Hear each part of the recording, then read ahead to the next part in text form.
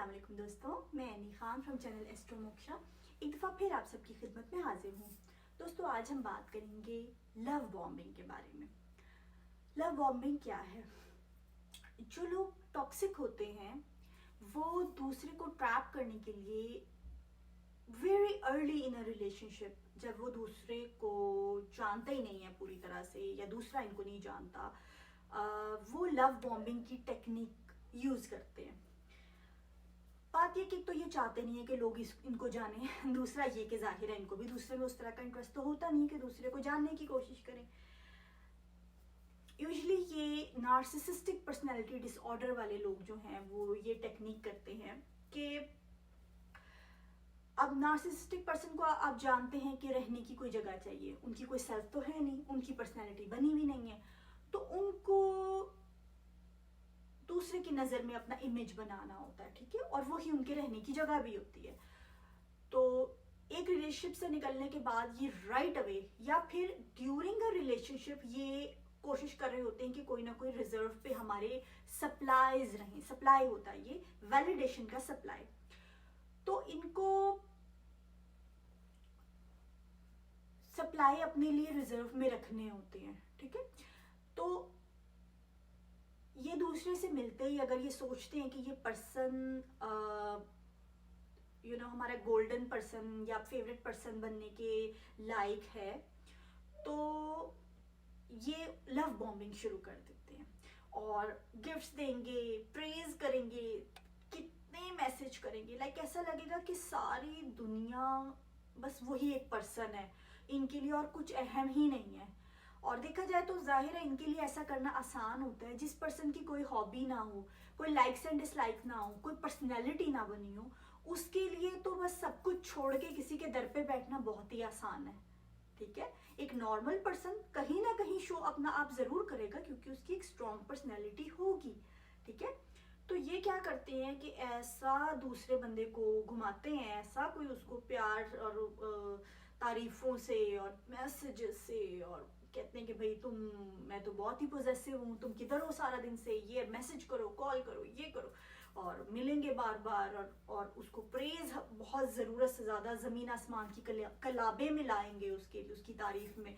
तो उससे होता यह है कि दूसरे पर्सन को ना संभलने का मौका ही नहीं मिलता। यानी कि हमें जो लव बॉम्बिंग जिस पर्सन को मिल रही होती है ना, उसको ह्यूमन बींग्स है ना, हम लोगों को इमोशंस ओवरवेल्म्ड हो जाते हैं। हमें इमोशंस को सॉर्ट आउट करना होता है, हमने इमोशंस को समझना होता है, हमने दूसरे पर्सन को एक रियलिस्टिक लाइट में देखना होता है कि यार ये पर्सन ऑथेंटिक है या नहीं, या ये क्या है। दूसरे को जानने में, समझने में टाइम लगता है।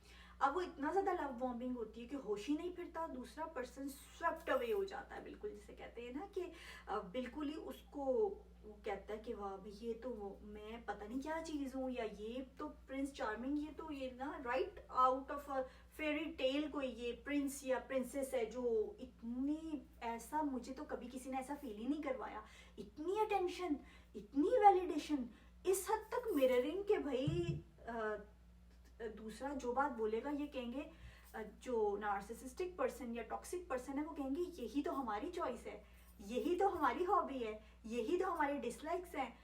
जो ये पर्सन बोलेगा, जो भी इनका ऑब्जेक्ट ऑफ अफेक्शन है, जो भी इनका गोल्डन चाइल्ड है, जो भी पर्सन को ये कर रहे हैं, अपनी तरफ अट्रैक्ट करने की कोशिश कर रहे हैं, ट्रैप कर रहे हैं, तो वो उस पर्सन की जो भी चॉइस होगी, जो भी लाइक्स एंड डिसलाइक्स होंगे, वो सारे ये मिमिक कर रहे होंगे, उसके इवन फेशियल एक्सप्रेशंस को मिमिक कर रहे होंगे कि मिररिंग, लाइक बहुत एक्सट्रीम लेवल मिररिंग हो रही होती है, ठीक है। तो ये मतलब दूसरे को समझ ही नहीं आती, तो फिर दूसरा घबराहट में ना, मतलब उसको